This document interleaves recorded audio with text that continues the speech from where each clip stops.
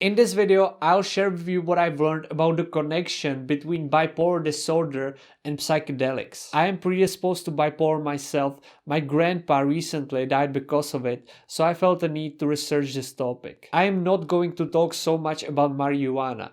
Marijuana has been proven to somewhat speed up the onset of bipolar disorder. In fact, it probably does so even more than alcohol and cigarettes. And it is not a good idea for you to smoke on a regular basis in that case. When it comes to the true psychedelics like LSD and magic mushrooms, there is no proof that they would cause bipolar disorder. That, however, doesn't mean that they don't cause bipolar disorder.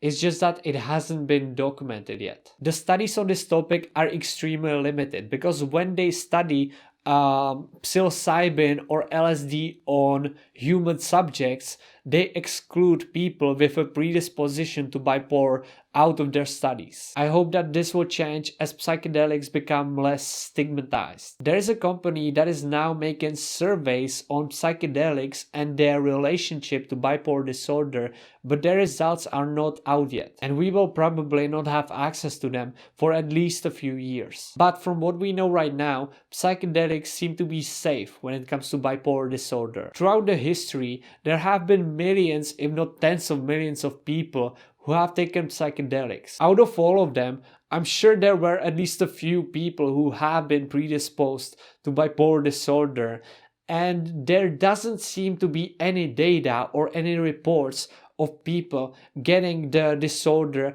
directly after psychedelics. And on top of that, there are people who are healing their bipolar disorder with psychedelics. If you already have bipolar disorder, then I would definitely discourage you from taking psychedelics during your manic phase. But when you are going through a depression phase, that is when psychedelics can be incredibly helpful. In fact, I am not aware and I couldn't find a better tool that would get you out of the depressive states, or at least soften them. However, if you are taking lithium or other antidepressants, definitely do not take psychedelics at the same time. You want to get off of these substances for at least 2 weeks before you take a psychedelic.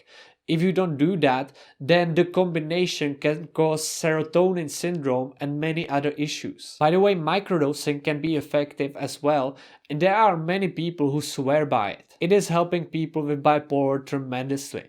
It doesn't mean that it will help you, but microdosing also doesn't have many risks associated with it. And if you don't yet have bipolar, should you take psychedelics? What is the final verdict? Well, I am not here to tell you that you should or shouldn't do anything, but the theory is that psychedelics lower your stress in the long term, and this should slow down the onset of bipolar. It might not work that way because it certainly doesn't work that way with weed, for example. But weed is completely different from LSD or magic mushrooms when it comes to how these substances affect your brain, so we cannot compare the two. And when we compare psychedelics to alcohol, you could actually say that they are the exact opposite. Like if this is your sober state and alcohol is right here, then psychedelics would be right there. So from everything that I've read, I personally believe that I, as somebody who is predisposed to bipolar disorder,